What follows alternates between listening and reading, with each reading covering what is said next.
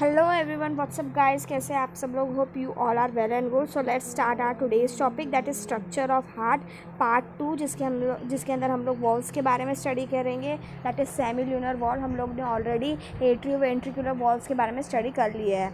So let's begin, but before starting हम लोग थोड़ा मोटिवेशन बातें कर लेते हैं। So here it is give up. देखो, ये आज के जनरेशन के लिए बहुत इंपॉर्टेंट है कि नेगेटिव थिंकिंग को गिव अप करते बिल्कुल भी नेगेटिव ना सोचो। जितना पॉजिटिव हो सके उतना पॉजिटिव सोचो, तो ही आप कुछ अपना लाइफ में कर सकते हो, बिलीव कर सकते हो खुद पे। Hey guys, we are learning about this semi lunar valve. हम लोग ने ऑलरेडी एट्रियो वेंट्रिकुलर वॉल्व के बारे में स्टडी कर लिया है। सो टुडे हम लोग आज सेमी ल्यूनर वॉल्व के बारे में स्टडी करेंगे। ओके, तो सेमी ल्यूनर वॉल्व जो होते हैं उसके दो टाइप्स होते हैं, that is the aortic one and the pulmonary one. Okay, अब इसका नाम सेमी ल्यूनर क्यों पड़ा है? बिकॉज जो एओर्टिक वॉल्व होते हैं उसके जो कस्प होते हैं वो सेमी ल्यूनर इन शेप होते हैं।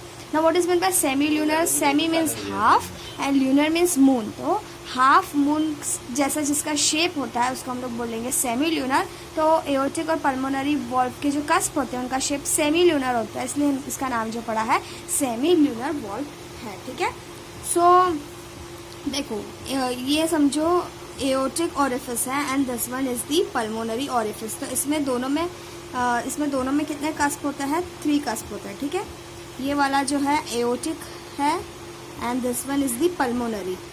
ठीक है, ये पल्मोनरी ओरिफिस है और ये एओर्टिक ओरिफिस है। तो इसमें क्या होता है ना कि एक जो कस्प होता है वो एंटीरियर होता है और जो 2 कस्प होते हैं वो पोस्टीरियर होते हैं। किसमें?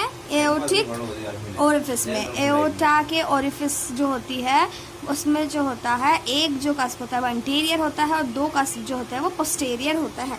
और पल्मोनरी में क्या होता है कि 2 जो रहते हैं वो एंटीरियर होते हैं और एक जो होता है पोस्टीरियर होता है। ठीक है,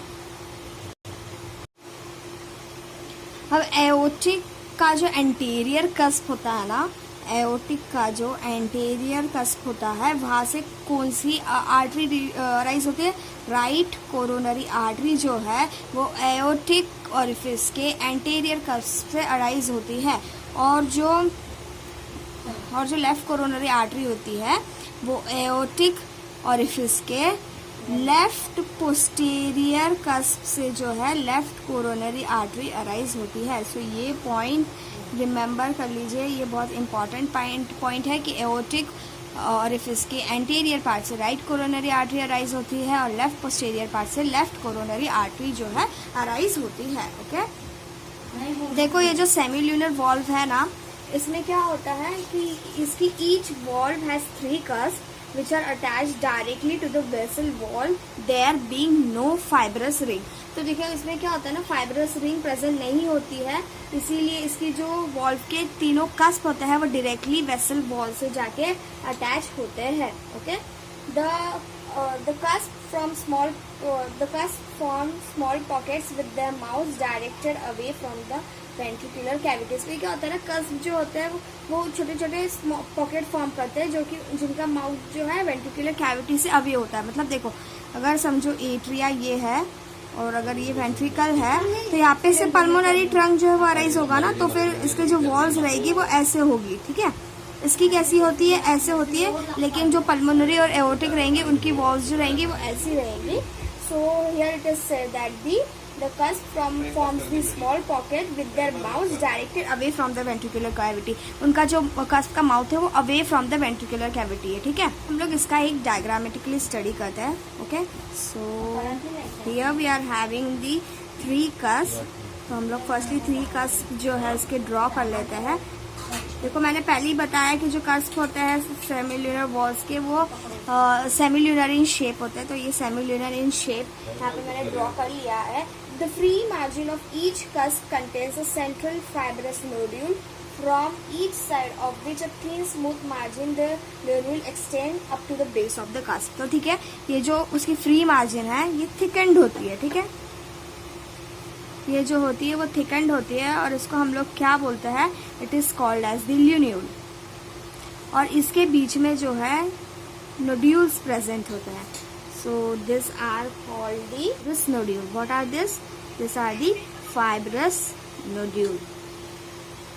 अब हम लोग ने पीछे एट्रियो वेंट्रिकुलर वॉल्व के इसमें क्या स्टडी किया था कि एट्रियोवेंट्रिकुलर वॉल्व कब क्लोज होती है, when there is the ventricular systole, जब वेंट्रिकल का सिस्टोल होगा तब जो है ये एट्रियोवेंट्रिकुलर वॉल्व क्लोज रहेगी। लेकिन पल्मोनरी और या फिर पल्मोनरी और एओर्टिक वॉल्व कब क्लोज होती है, व्हेन आर दी पल्मोनरी और the aortic valves are close when there is the ventricular diastole, जब वेंट्रिकल रिलैक्स पोजीशन में रहता है तब जो होता है ना कि पल्मोनरी और एओर्टिक और वॉल्व्स कब क्लोज होंगी, जब वेंट्रिकुलर डायस्टोल होगा। देखो अगर वेंट्रिकल का डायस्टोल हो रहा है मतलब कि इसके अंदर ब्लड का फ्लो हो रहा है। एट्रिया से वेंट्रिकल में जब ब्लड फ्लो होता है तब कब होता है, जब वेंट्रिकल रिलैक्स पोजीशन में रहता है तब एट्रिया से वेंट्रिकल का ब्लड फ्लो होता है। और अगर यहाँ से यहाँ ब्लड फ्लो हो रहा है तो ये वॉल्व का क्लोज रहना बहुत इंपॉर्टेंट है, वरना कुछ ब्लड यहाँ आ रहा है कुछ ये ऐसे जा रहा है तो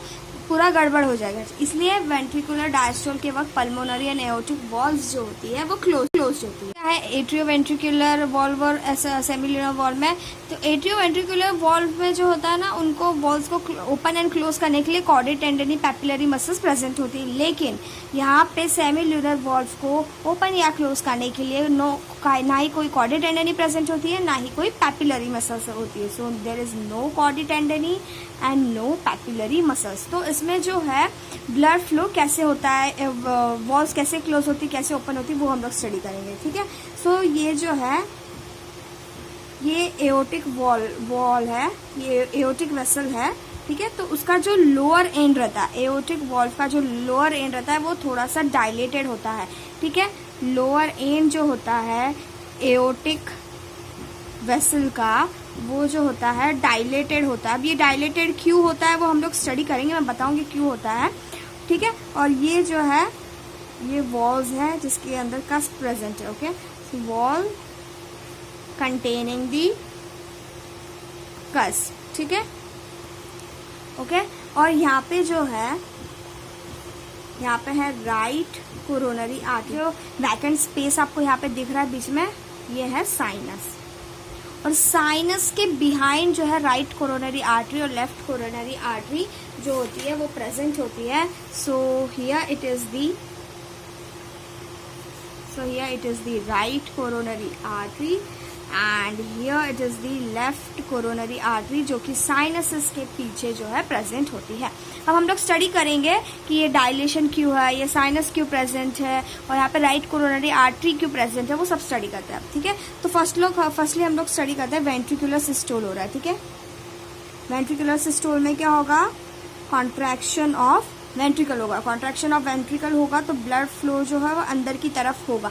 अब मैंने क्या बताया था कि ये जो कस्प होता है इसमें ये जो वॉल्व होती है इसमें फाइब्रस रिंग प्रेजेंट नहीं होती, तो चांसेस क्या हो गए कि ये जो वॉल्व है वो एओर्टिक वॉल से जाके अटैच हो जाए, स्टिक हो जाए। अगर ऐसा हो गया, ये इससे जाके स्टिक हो गया तो क्लोज कैसे होगा वॉल्व, है ना। अगर क्लोज नहीं होगा तो बहुत दिक्कत आ जाएगी ब्लड फ्लो में, पूरा सिस्टम बिगड़ जाएगा। सो यहाँ पे साइनस क्यों प्रेजेंट होता है, ताकि वो प्रिवेंट कर सके कि ये जो वॉल्व है सेमिल्यूनर वॉल्व वो एओर्टिक वॉल से जाके अटैच ना हो जाए, इसीलिए जो है ये साइनस प्रेजेंट होता है। ठीक है, सब जैसे ही वेंट्रिकुलर सिस्टोल हुआ ब्लड जो है वेंट्रिकल से एओर्टिक वेसल में एंटर किया, एओर्टिक वेसल में एंटर करने से जो कस्प है थोड़ा एओर्टिक वॉल्व की तरफ बेंड हो जाती है। ठीक है, तो इस तरह से जो है ब्लड अंदर एंटर करता है। ठीक है, फिर अब ये हो गया वेंट्रिकुलर सिस्टोल के बारे में। वेंट्रिकुलर डायस्टोल में अब ये ओपन तो हो जाता है लेकिन क्लोज कैसे होगा, वेंट्रिकुलर डायस्टोल में क्या होता है ना, देखो कैसे होता है क्लोज ये।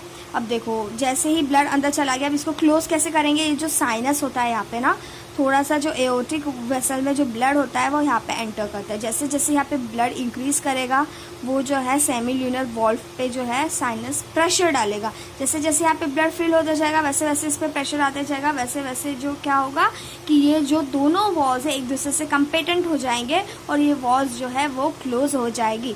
तो अब इसके बाद में क्या होगा, जैसे ही वॉल्व क्लोज होती है यहाँ से जो है राइट कोरोनरी आर्टरी में जो है ब्लड का फ्लो होता है।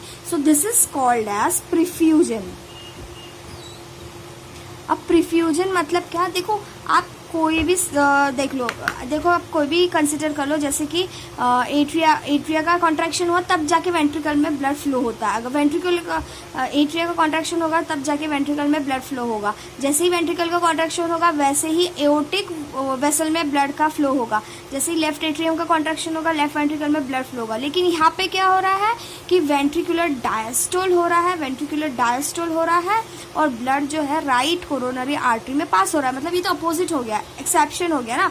यहाँ पे डायस्टोल कोई चीज़ रिलैक्स हो रही है और किसी के अंदर ब्लड फ्लो हो रहा है। हम लोग ने अभी तक क्या स्टडी किया, अगर कोई चीज़ का कॉन्ट्रैक्शन हो रहा है तो ब्लड फ्लो कोई और चीज़ में जाएगा। जैसे राइट एट्रियम का कॉन्ट्रैक्शन हो रहा है तो राइट वेंट्रिकल में ब्लड फ्लो होगा। लेकिन यहाँ पे क्या हो रहा है, वेंट्रिकल का डायस्टोल हो रहा है, राइट कोरोनरी आर्टरी में जो है ब्लड का फ्लो हो रहा है।